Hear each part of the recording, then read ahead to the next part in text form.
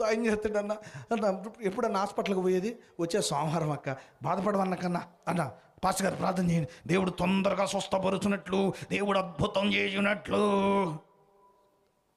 మధ్యలో దెయ్యం పట్టినట్టు అవుతుంటారు. ఏందిరా అంటే ఈయనకి ఆడు బాగుపడిపోతాడు. అద్భుతంగా చెప్పావు. మరి హాస్పిటల్ పడ్డానికి డబ్బులు అవుతాయి అవ్వవా? అవుతాయి అవ్వవా? ఆ మాట అడిగావా ఎప్పుడైనా?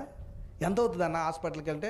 2 లక్షలు అవుతాయి. అమ్మా దేవుడు ఇస్తాడులే అన్న, భయపడమాకన్నా, ఇస్తాడు. ఎక్కడి నుంచి? ఆకాశానికి బొక్క పెట్టి ఒక పైపు వేసి ఆ పైపు నీ జేబులో పెట్టి పంపిస్తుంటాడా? ఎట్లా ఇస్తాడు? దేవుడు ఏది చేసినా నీ సహోదరుడు ద్వారానే చేస్తాడు కదండి. నువ్వు వెయ్యవు. సాధ్యమైతే నీ సంఘాన్ని, అమ్మా మన చర్చిలో ఏసీ లేదు పాస్టర్ గారు, బండలు గుంతలు పడిపోతున్నాయి, టవర్ కట్టాలని మన సంఘ పెద్దలు అంటున్నారు, టవర్ ఒక 25 లక్షలు అవుతాయంట, ప్రార్థన చేయండి.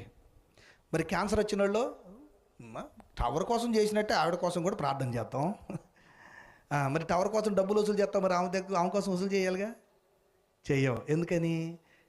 నీ భక్తి అది కాదు, నీ విశ్వాసం అది కాదు.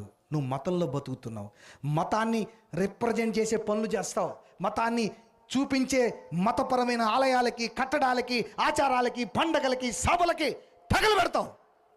కానీ నీ సంఘంలో నీ పక్కనే, నీ ఇంటి పక్కనే క్షామంతో, అర్థవుతుందా, క్షామంతో, రోగంతో బాధపడుతూ నలిగిపోతుంటే అక్కడ నిలబడి మాటలు చెబుతావు. ఎట్లా అంటే, గొంతులో బడ్డోడి దగ్గరికి వెళ్ళి, గొంతులో బడ్డోడి